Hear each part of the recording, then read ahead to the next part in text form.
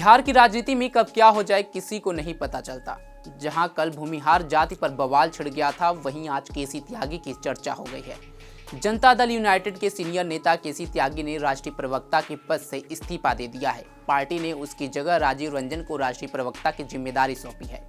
समाजवादी आंदोलन से जुड़े रहे केसी त्यागी जेडीयू और नीतीश कुमार के लिए अहम माने जाते हैं। इसका अंदाजा इसी बात से लगाया जा सकता है कि शरद पवार से लेकर ललन सिंह तक जेडीयू का अध्यक्ष कोई भी रहा हो, केसी त्यागी को हमेशा से कोर टीम में शामिल किया जाता रहा है। अब सवाल उठता है कि आखिर केसी त्यागी की राष्ट्रीय प्रवक्ता के पद से विदाई क्यों हुई? क्या बयानबाजी है असली वजह या कुछ और?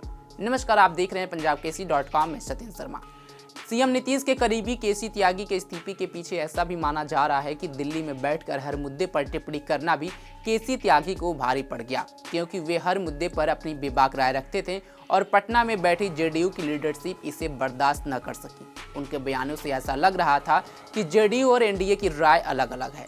सूत्रों ने बताया कि बीजेपी ने एनडीए में मतभेदों की खबरों को दबाने के लिए अपने सहयोगी दलों से समन्वय बनाए रखने को कहा था। इसी को लेकर पार्टी के पूर्व राष्ट्रीय अध्यक्ष और केंद्रीय मंत्री ललन सिंह और संजय झा ने उनसे मुलाकात की थी और उनसे राष्ट्रीय प्रवक्ता का पद छोड़ने के लिए कहा था। हालांकि पार्टी की ओर से जो प्रेस रिलीज जारी की गई है, उसमें कहा गया है कि उन्होंने निजी वजह से जेडीयू के राष्ट्रीय प्रवक्ता के पद से इस्तीफा दिया है। केसी त्यागी जेडीयू के विशेष सलाहकार भी हैं, लेकिन उन्होंने इस पद से इस्तीफा दिया है या नहीं, इसको लेकर अभी क्लियर नहीं हुआ है। राजनीतिक जानकारी की माने तो केसी त्यागी ने कई मुद्दों पर पार्टी लाइन से हटकर बयान दिए हैं। इसके लिए उन्होंने पार्टी नेताओं से चर्चा तक नहीं की। विदेश नीति, संघ लोक सेवा आयोग में लेटरल एंट्री, SC/ST आरक्षण पर सुप्रीम कोर्ट का फैसला समेत कई मुद्दों पर उन्होंने अपने निजी विचार पार्टी के विचारों की तरह बताकर पेश किया, जिनसे पार्टी की छवि को नुकसान पहुंचा। केसी त्यागी ने विदेश नीति पर इंडिया ब्लॉक के नेताओं के सुर में सुर मिलाया। इजराइल को हथियारों की आपूर्ति रोकने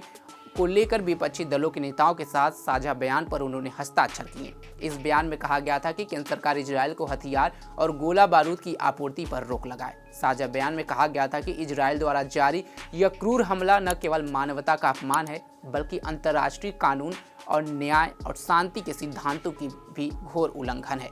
जेडीयू के सीनियर नेता रहे केसी त्यागी ने यूपीएससी में लेटर एंट्री के मुद्दे पर भी पार्टी के सीनियर नेताओं से बिना बात किए बयान दिया था।